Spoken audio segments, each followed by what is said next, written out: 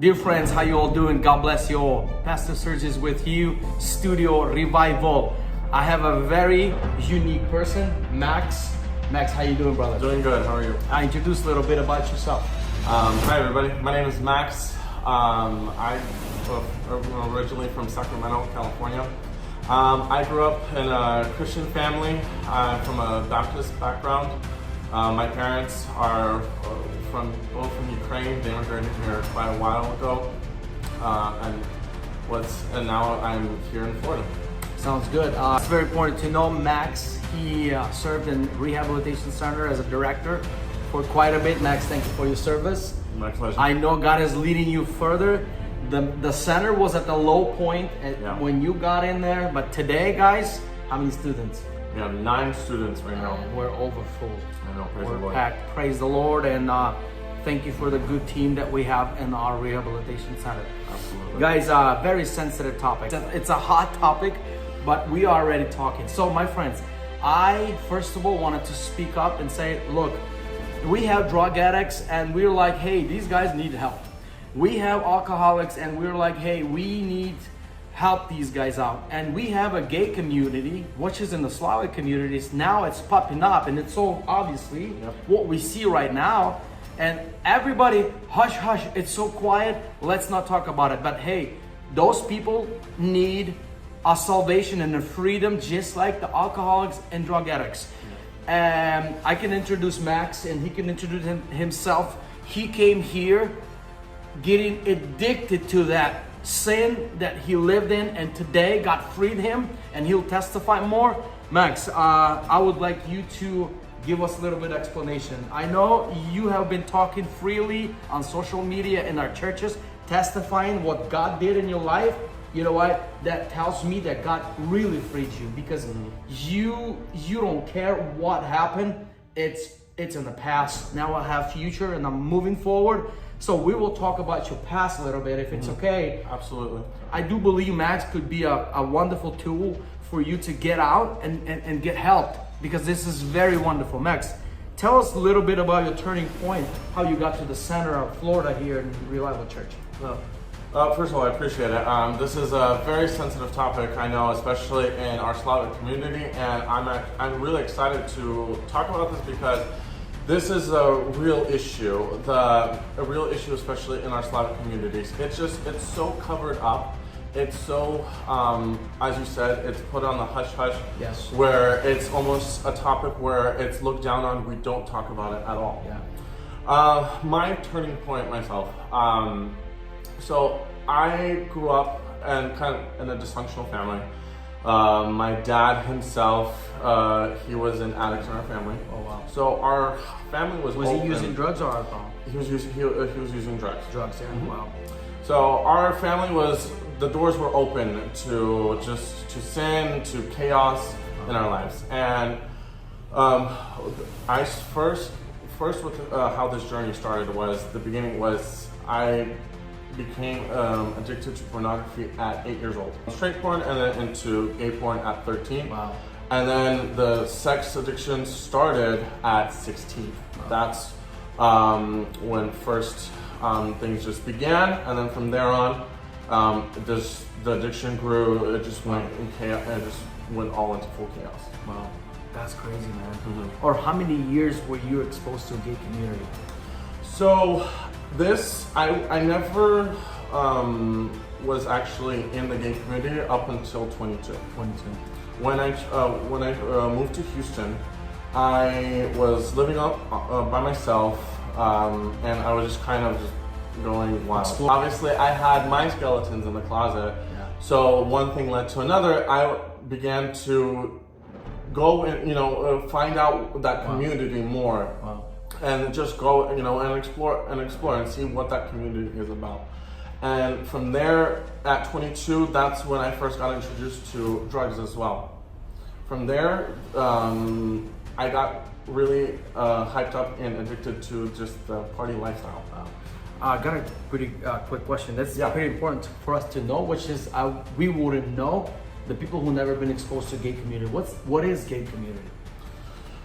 So honestly, what the gay community, they're very free, wild, just do whatever your heart desires. Whatever your heart desires, all they want to do is just whatever makes you feel good.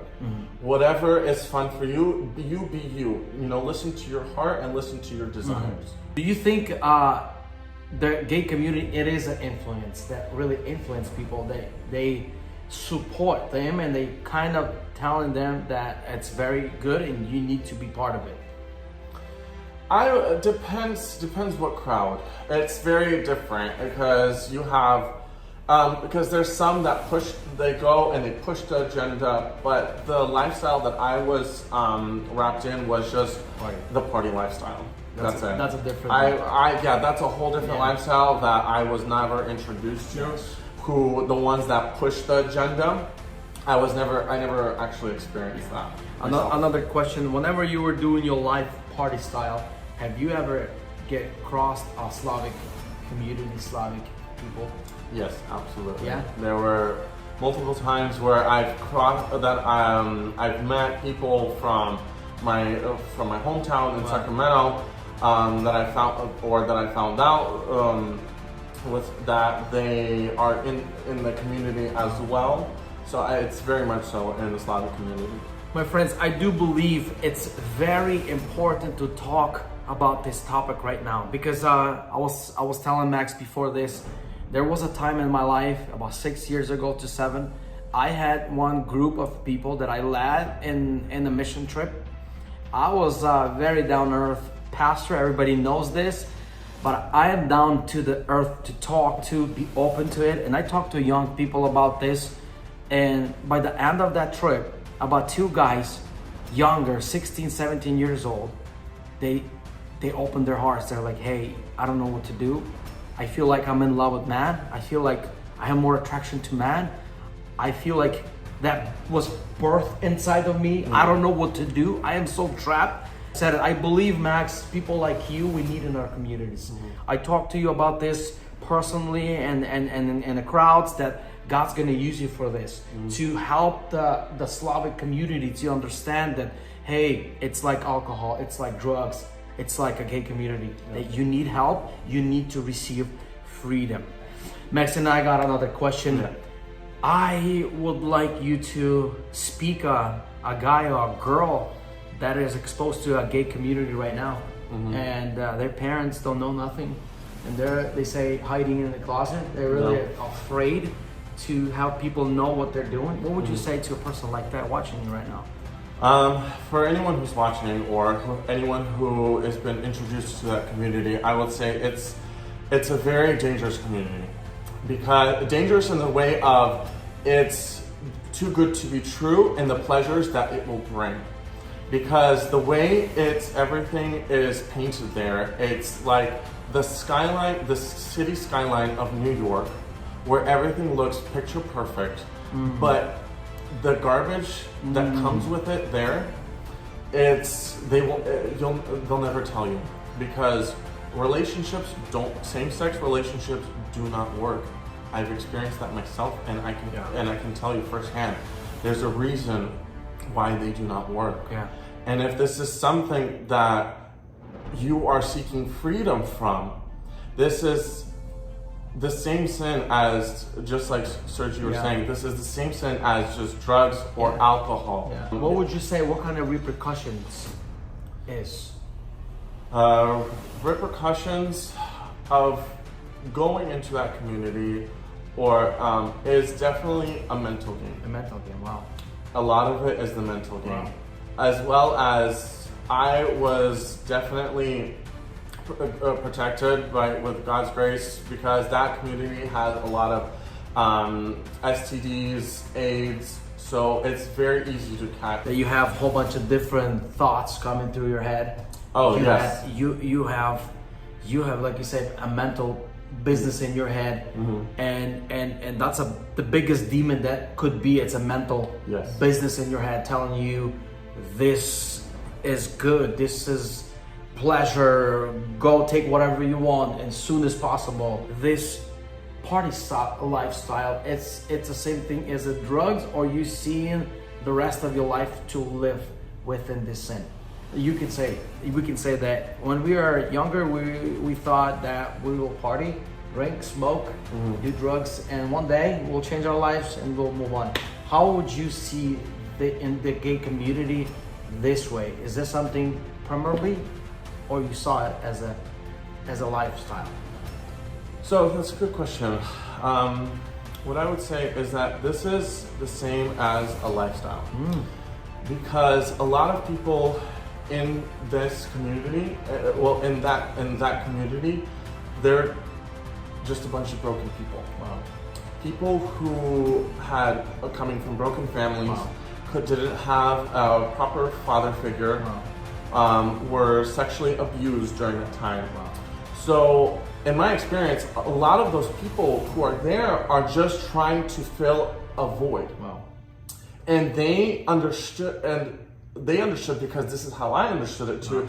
This was the only way I could fill that void of being neglected, of a father's love or the mother's love. Wow. So, and I could definitely say that this is just a lifestyle that you could get hooked on. Wow. Because it brings you the same form and pleasures and instant gratification as drugs or alcohol would be. Wow. So, and definitely in my life, I would say it was filling a void for me. Wow. It was filling a void for me, but I never could actually fill that void with with anything that was presented in that community. Wow. So basically, you think the gay community is from the broken people, from the broken family, Absolutely. and abuse, sexually abused. Yes. That people need help. Absolutely. 100%. My friend, if you in a family that has been abused or sexually abused and you got quiet, and then now you're seeing everything start kind of creeping in, and then the lifestyles start taking over, if you need help, we are the people to help you right here. We have a good capability, and we have a heart for it. We have a heart of Christ to stretch our arm to you and say, hey, come, we'll help you out, Max. And eventually, I do believe you were so afraid of Russian community and Russian churches, right?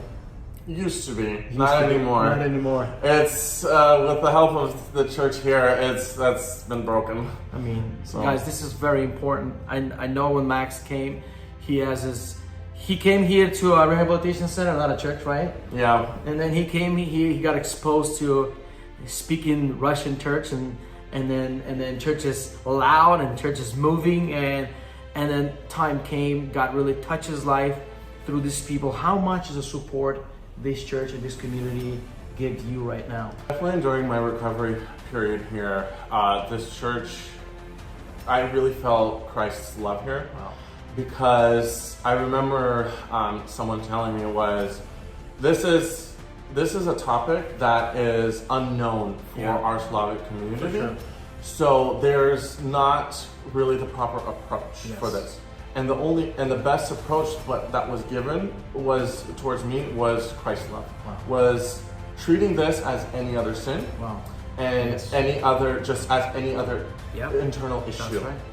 And definitely that's what helped me through my recovery, is understanding that, is feeling the love from our church, from our community here, is I felt everyone's love and understanding that, hey, I am just a broken person that needs help just like any other drug addict or alcoholic. Yeah.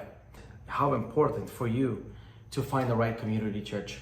If you are actually in a very conservative church that never exposed to this, that they say sometimes we have no drug addicts and no alcoholics in our church. And you amongst those kind of people, is that better to find the church that will understand you, or run to people that in that same church? I would. It's an interesting question, but I would definitely say coming to a church where they will treat this not any problem as any bigger than just normal lust or normal anger. Just it's treated the same way, because with my church, I loved my church where I grew up, but they were just not equipped to handle this and to handle this kind of problem. Yeah, for sure. You know. Yeah, and it's very usual because it's even hard for them to work with the drug addicts. You know. Yes. They don't know what to do, where they should start from. 100%. And it's pretty exposed more than gay community because gay community is maybe even more than drugs right now. But you know, a lot of people are just hiding. You know. Yep. And I do believe the time will come, and I pray for this. So our Slavic community will be open for people like that. Dear friends, and that's very wonderful. And today, Max is serving in church. He's helping out church. He actually is in worship, and they're doing really awesome. So Max, tell us a little bit about your ministries in church that you came from Rehabilitation Center as a director. Now you went the way up into a church, you're working with a church. Tell us a little bit what you do in church. Definitely it was a blessed time serving in the rehab center. It's helped me so much just recover and become the person I am today. And it's going through that process has given me a lot of confidence to serve into the church. Right now I found my place in the worship team and our administration team as well. So it's definitely been a huge blessing to come to a church and community like this where I can get plugged in and do what I can from my side. Is this church ever had restriction? Oh, you were like this, you cannot do this. No, I don't believe we were Praise ever. the Lord. And that's who we are, guys. We're transparent. If God really changed your life. You know, I was talking about 5 points of our church, and the third point is transformation. If God really changed your life, you need to find yourself to do something in the body of Christ, which is church. So God bless you guys, and God is awesome to move forward. And Max, I know you are studying right now. What are you studying for today? Well, I'm actually not studying anymore. I finished my real estate schooling. I have my license now. So you already so moving realtor. forward, yes sir. Congratulations, brother. Thank you. That's really awesome. I know you have been doing this. So wow, so now you have your career lined up for being a realtor, go into this work. That's very awesome. And what is your future? What's your plans for, let's say, I like plans, I like to put guidance in a year. What's your plans in a year? Within a year? Yes. It's buy a house, get married. That's good. Stay here in Florida and just continue serving in our church because and growing with our church because this is a community that grows and never stays in the same place, and we're always moving forward. Max said getting married, and he has a wonderful girl that he's dating, and they're getting ready to marry when God's timing and the financial timing as well. Yes. So I do believe God's gonna do his wonderful things. Max, whatever you want to leave to people, whoever's listening to you, it's all kinds of people listening to you right now. It's church people, non-church people, people in problems. It's your time, brother. Definitely a message that I would like to leave is that if you have loved ones or you know someone who is in this, in these problems, or you know that they're leaning towards this community, all I would say is that do not be afraid to show them love and kindness, because that is what they need most of all. But they need to know that it's Christ's love, and that they are accepted back, within the church, and that there is help from this, and that's only through Christ.